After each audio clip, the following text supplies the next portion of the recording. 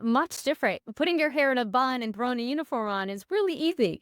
But having to take out an effort, do your hair like that in itself was a transition. So that was something that was, not easy at first. I was like, why can't we just all have uniforms? But I I was first of all, I'm a big advocate of hiring our heroes. Anybody that is looking to be able to transition, they're a great skills bridge program to go with because they allow their program allows you to be exposed to a lot of companies. So I did go with Northwestern Mutual. They were great. During the fellowship program, I was able to study for my exams. And I think, when I explained earlier that I was in the financial community for a little while before I went in the military, I was like, oh, I really have loved helping people with money. So being a financial advisor seems like a great pivot. And, studying for the exams, I'm used to being in school. I got a few degrees, I'm not a stranger to school. And I enjoyed that piece. But it was sort of nice that I could wake up and not set the alarm, and I could study at 10 at night if I wanted, and that was fine. And then I get in, so that I'm passing everything. I'm like, okay, I'm great. And I kind of had that I'm on this high, right? Because things are going great. And then I go into training, and so I quickly realized that corporate America is a lot like the military. It really, in the sense that you were at least what I was experiencing is like there are going to be expectations, and there's going to be goals, and my desire was that as a financial advisor, I wanted to do it, but not necessarily go a million miles an hour. And two, maybe my naiveness, I don't know, but this, we have been in the financial world.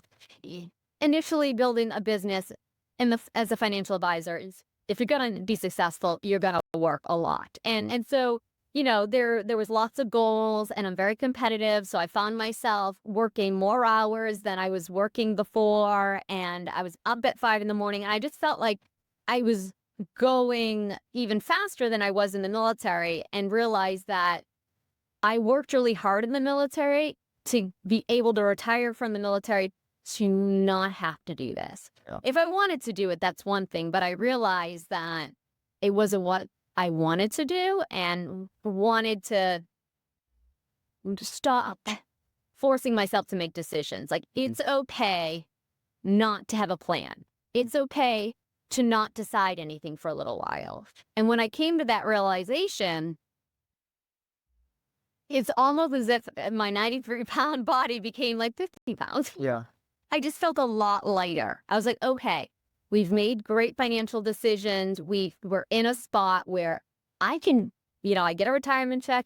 I get VA. I get, enough money that I can, and we saved. I'm like, I don't need to do this. Why am I, running myself into the ground when I can actually pause? And so that's when I decided, and I think that's something that's really important for people to know, is when you are in the military, and although you may not think you're going to make a career, act as though you are, and then save your money. Like, put yourself in a situation so when you get to that point and you're still in your 40s and you can say, I don't know that I want to work right now. Because a lot of people, as you know, unfortunately, they have to work. Yeah. And so that's it. It was nice to be able to say, I don't have to work. And so now I am pausing and breathing. Well, I wanted to give you kudos on the Series 7. So many folks don't realize how difficult that test is, and how much you have to study for that test. I studied for, I feel like a couple months before I actually took the exam. And then the exam itself was 3 or 4 hours long. I mean, it's a really stressful environment. I was fortunate enough to pass on my first time, as you were on yours. But I imagine there was folks in your community that did not pass that on their first time. Absolutely. Yes. Yes. It's a very difficult test. So that's just a testament to your work ethic, because that's stressful. So yeah, I mean, you just jump through a bunch of hoops, and then to decide that you're not going to do it, but that's okay, right? I mean, there's so many things we do in our lives that we have this goal in mind, and once we accomplish that goal, we realize, oh, it's not as satisfying as I thought it would be. So I felt a similar way. After my Series 7, I'm working at a financial institution, and it just happened to be 2008. Oh, And so everything is crashing around us, economically speaking, particularly in the housing market. I'm like, oh my gosh, what have I done? I walked away from flying airplanes to go be this financial advisor, collecting unemployment. I'm working 14-hour days. My wife's saying that I was gone more doing the finance thing than I was flying missions all over the world. So it was really hard to say that, maybe this isn't yeah. for me. Not that I couldn't do it. It's just that maybe this just isn't for me. So good on you for recognizing that at such an early stage in that career change. Well, thank you for that. And I had a lot of conversations with myself because my personality is I don't like to disappoint people. And I think that was one of the hardest things was to put out into the universe that I changed my mind. Because I also didn't want to come across as indecisive or lazy or, something else that people might construe as negative. But instead, I had overwhelming support and positivity to say, that was strong of you to do that. And I really felt, pretty, it was very gratifying to know, okay.